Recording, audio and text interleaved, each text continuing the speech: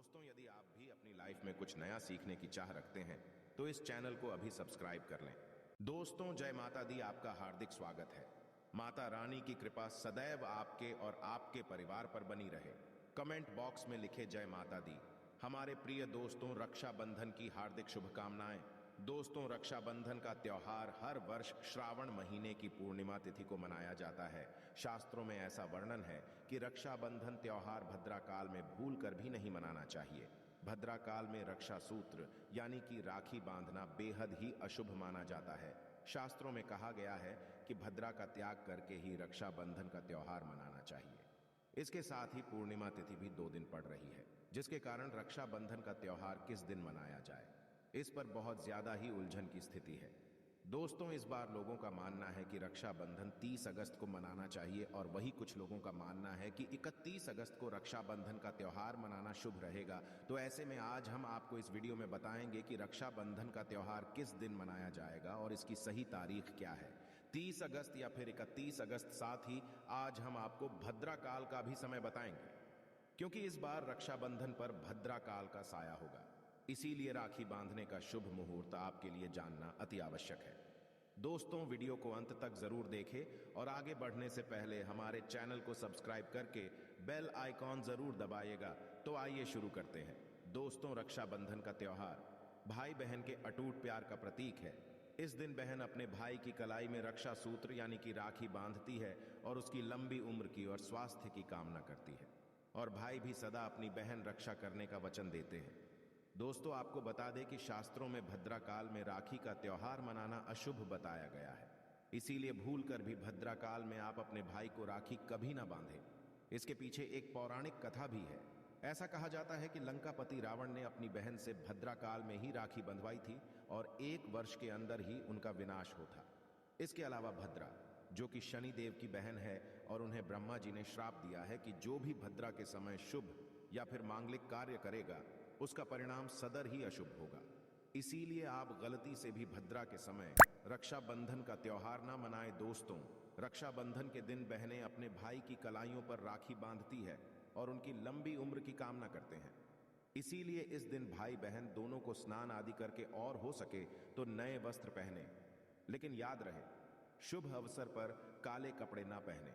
वस्त्र पहनने के पश्चात मिलकर भगवान की पूजा करनी चाहिए।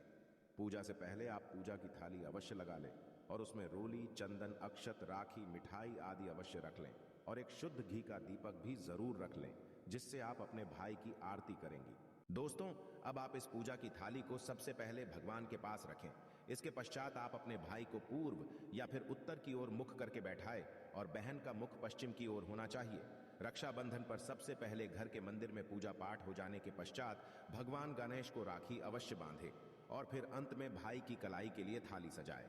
फिर भाई को सबसे पहले तिलक करें, उन्हें रोली, चंदन और अक्षत लगाए, उनके ऊपर थोड़े से फूल छिड़के और अंत में भाई की आरती उतारे। अब आप अपने भाई की दाएं हाथ की कलाई में राखी बांधें और इसके पश्चात भाई का मुंह मीठा कराकर भाई के लिए मंगल कामना करें। दोस्तों, राखी बांधने के पश्चात भाई भी अपनी बहनों को रक्षा का वचन दे और बहनों को उपहार वगैरह अवश्य भेंट करें। दोस्तों, चलिए अब जानते हैं साल 2023 में रक्षाबंधन का त्योहार कब मनाया जाएगा। दोस्तों, पूर्णिमा तिथि की शुरुआत 30 अगस्त 2023 की सुबह 10:58 पर हो रही है और पूर्णिमा तिथि की समाप्ति 31 अगस्त 2023 की सुबह 7:46 पर होगी। हालांकि पूर्णिमा तिथि उदय तिथि में 31 अगस्त को पड़ेगी, लेकिन 30 अगस्त को पूरे दिन पूर्णिमा तिथि रहेगी। इसलिए 30 अगस्त 2023 के दिन बुधवार को रक्षाबंधन का त्योहार मनाना बेहद ही शुभ रहेगा, क्योंकि ये दिन गणेश को समर्पित है।